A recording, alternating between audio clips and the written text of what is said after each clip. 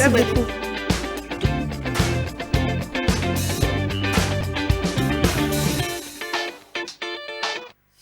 Et oui, notre psy est là. Elle est avec nous ce matin. Et vous savez combien on aime quand elle est là, parce qu'elle est joviale, elle est solaire, elle a une personnalité débordante d'énergie.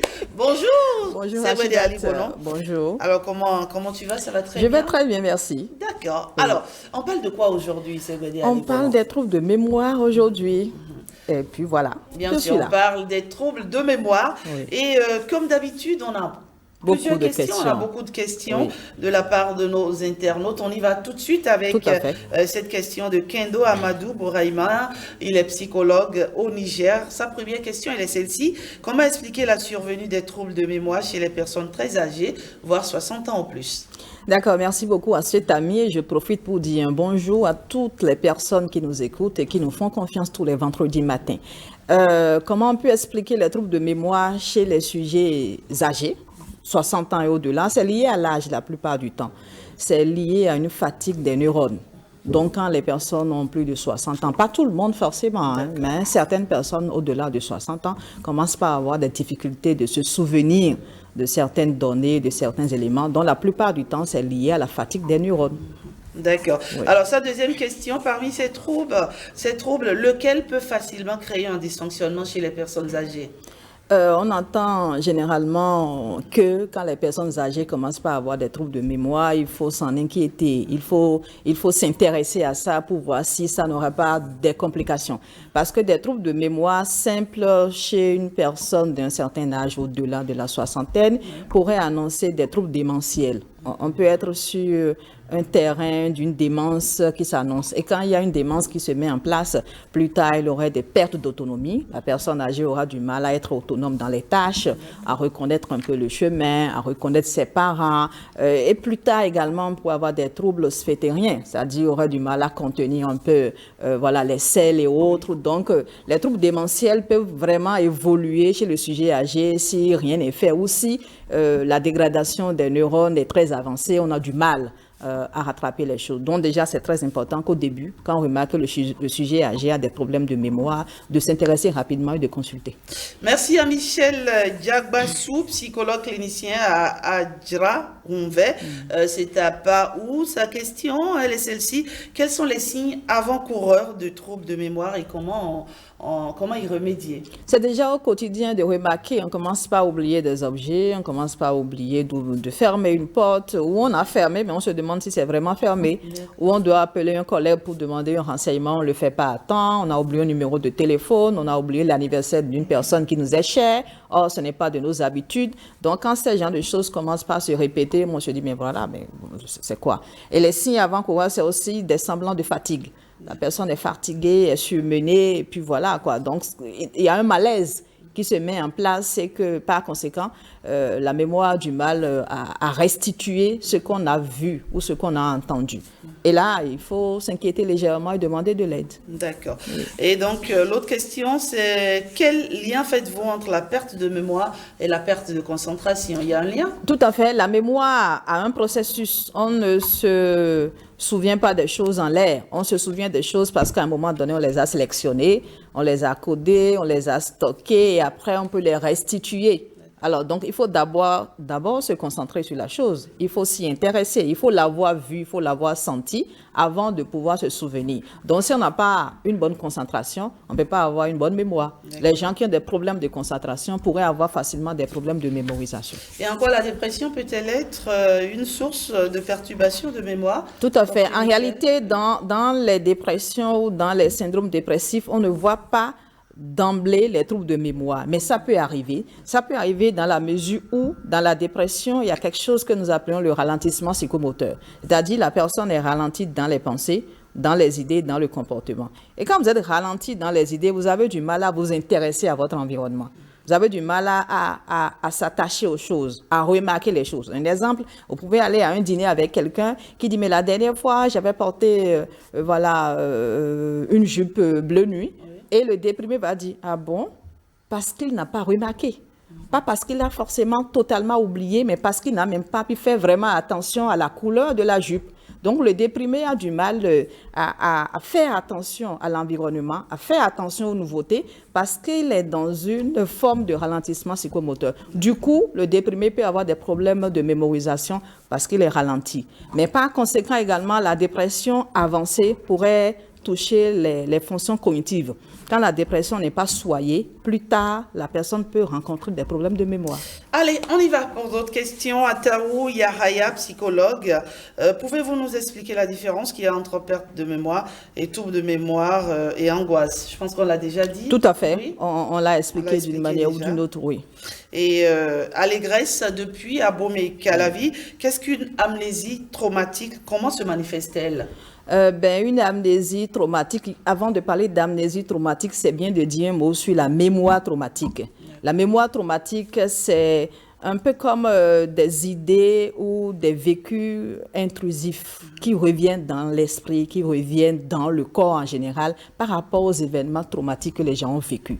Ça peut être l'inceste, ça peut être une guerre, ça peut être un décès brutal, ça peut être un accident de circulation, ça peut être un viol.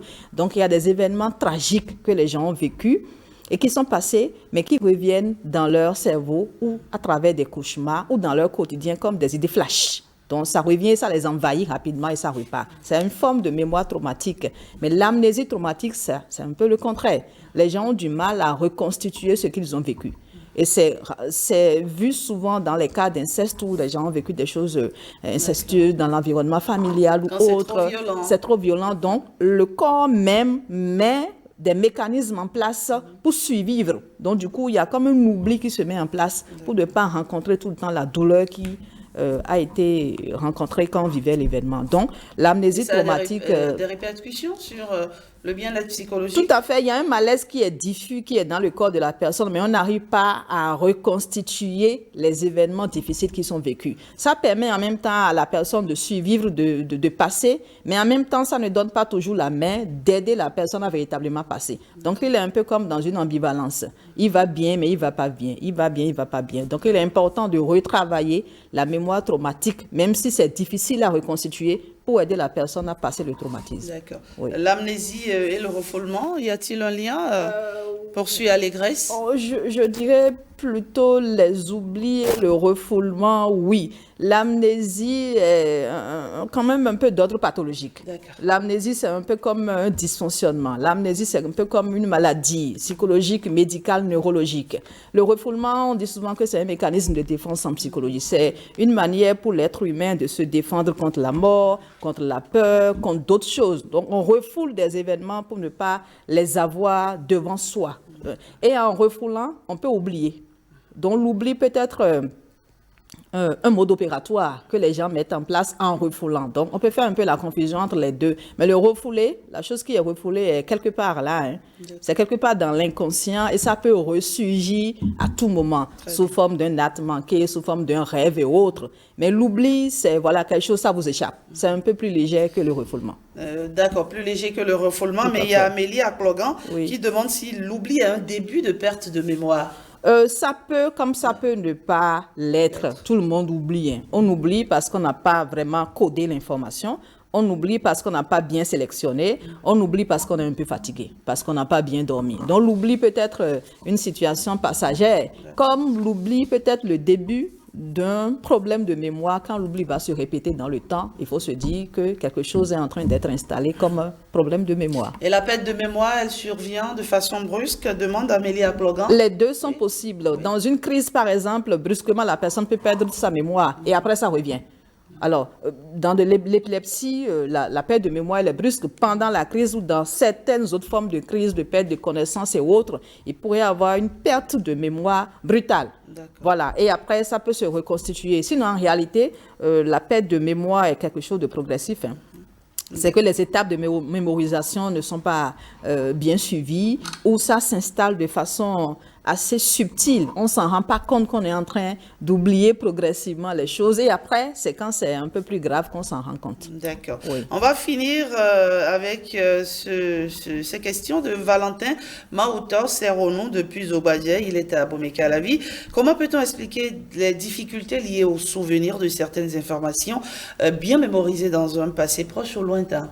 Ça peut être neurologique. Quand l'information est déjà bien mémorisée et qu'on a du mal à reconstituer, c'est pas la même partie du cerveau qui mémorise et qui reconstitue, qui nous permet de restituer. Donc, si c'est déjà bien mémorisé et qu'on a du mal à le retourner, c'est-à-dire à s'en souvenir, pour l'utiliser dans le quotidien, l'utiliser pour faire certaines choses, ça peut être lié à des troubles neurologiques, qu'il y a certaines aires ou certaines parties du cerveau qui sont lésées, ou qui sont traumatisés, ou qui a un choc crânien et autres là. Donc, il peut y avoir de ces situations-là qui nous empêchent de reconstituer certaines informations que nous avons déjà auparavant bien stockées. D'accord. Et entre la mémoire à long terme, à moyen terme et à court terme, laquelle est la plus victime des troubles? Valentin Maoto, toujours? Oui, je pense que ça dépend un peu de l'état de santé de la personne, ça dépend un peu de quelle situation pathologique nous avons à gérer, que ce soit la mémoire à long terme, la mémoire à court terme ou d'autres formes de mémoire. Toutes les formes de mémoire peuvent être touchées, ça peut être touché.